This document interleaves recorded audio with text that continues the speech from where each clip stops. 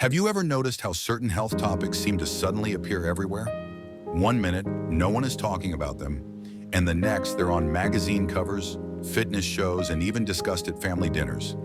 That's exactly what has happened with creatine. For decades, creatine has quietly existed in the background of gyms, locker rooms, and professional sports. But today, something fascinating is happening. People in their 50s, 60s, and even 70s are suddenly curious about this once athlete-only supplement. Doctors are talking about it, researchers are studying it, and older adults are beginning to ask, could this be something that actually helps me stay strong, sharp, and full of energy as I age? So in today's video, we're going to carefully unpack this conversation. We'll go back in time to see where creatine began. We'll explore why it's being discussed now more than ever. And most importantly, we'll break down what science says about creatine for people over 50.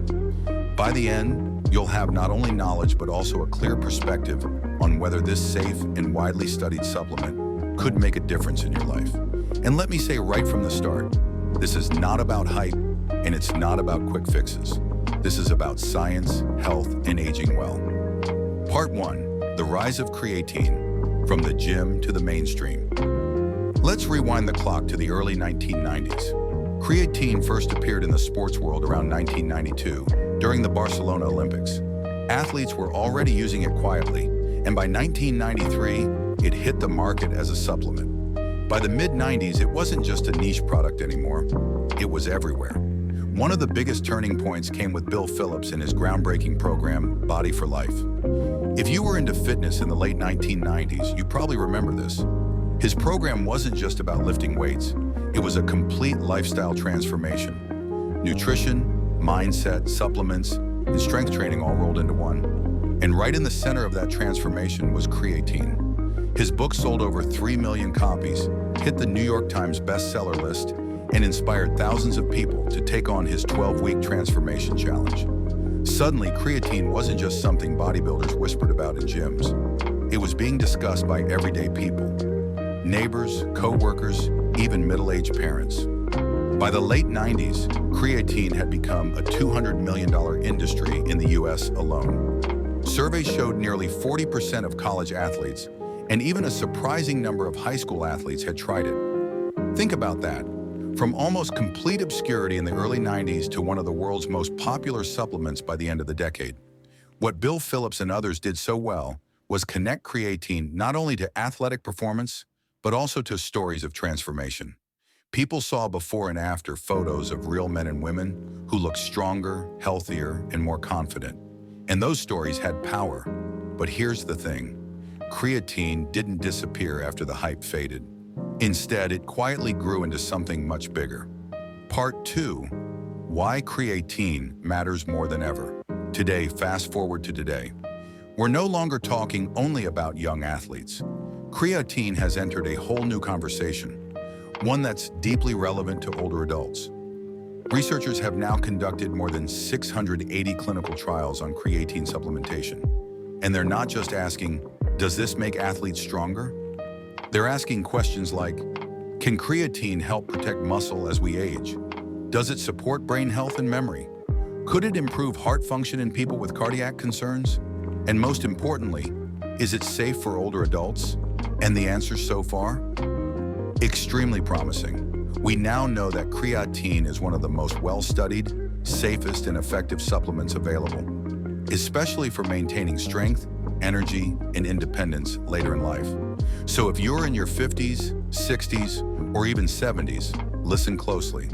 Because what was once seen as a gym rat supplement may actually be one of the most valuable tools for staying strong, sharp, and resilient as you age. Part 3, what creatine actually is and what it isn't. Before we dive deeper, let's clear up one big misconception. Creatine is not a steroid. Many people still mistakenly believe it is, but that's simply not true. Creatine is actually something your body already produces naturally. It's stored in your muscles and your brain, where it plays a vital role in energy production. Here's the science in simple terms.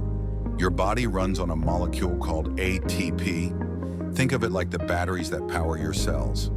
Every time you move, think, or even breathe, your cells use ATP for energy. But once ATP is used, it breaks down into ADP, which is basically a drained battery.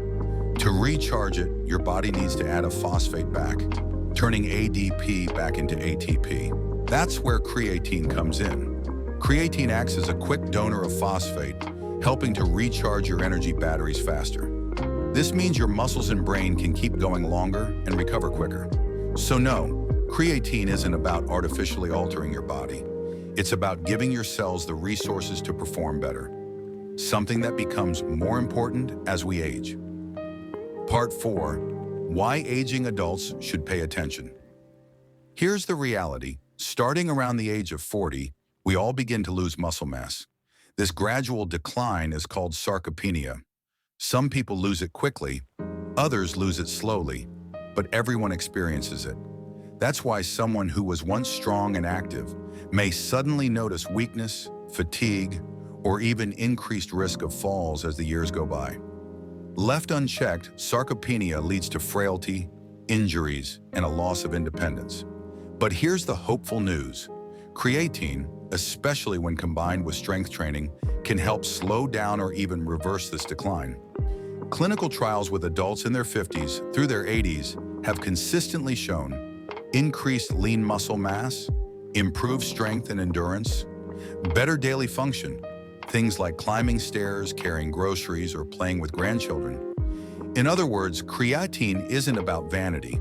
It's about independence, vitality, and confidence as we age. Part 5. Beyond muscles, the brain and the heart. What's truly exciting about creatine today is that researchers are discovering benefits that go far beyond muscle. Brain health. Some studies show creatine may improve memory and processing speed, especially in women, support people with low dietary creatine, such as vegetarians, provide neuroprotective effects after brain injuries, potentially play a role in protecting against age-related conditions like Alzheimer's and Parkinson's. Imagine that. A supplement once dismissed as just for bodybuilders could actually support your mental sharpness as you age. Heart health research also shows creatine may benefit people with heart challenges. Many patients with heart failure have low creatine levels in their heart muscle. Supplementing appears to improve their ability to exercise, reduce fatigue, and support cardiac rehab. That means creatine might not just help you lift weights. It might also help you walk longer, breathe easier, and live with more energy day to day. Part 6. The safety question. Now let's talk about something that's very important for older adults: safety. The good news is that for healthy adults, creatine is considered very safe. But there are a few things to keep in mind. Creatine converts into something called creatinine, which can show up on lab tests as if your kidneys are stressed. If your doctor doesn't know you're taking creatine, they might misinterpret your results. Always tell them, if you already have kidney disease, you should not start creatine without medical guidance.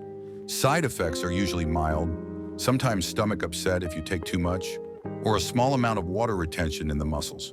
Staying hydrated is important.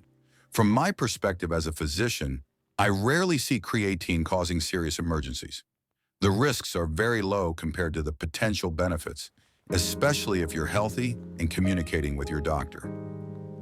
Part 7. Who should consider creatine? After 50, so let's bring this down to practical terms. Who should seriously think about creatine?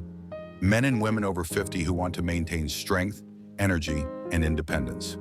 Older adults beginning or continuing resistance training programs.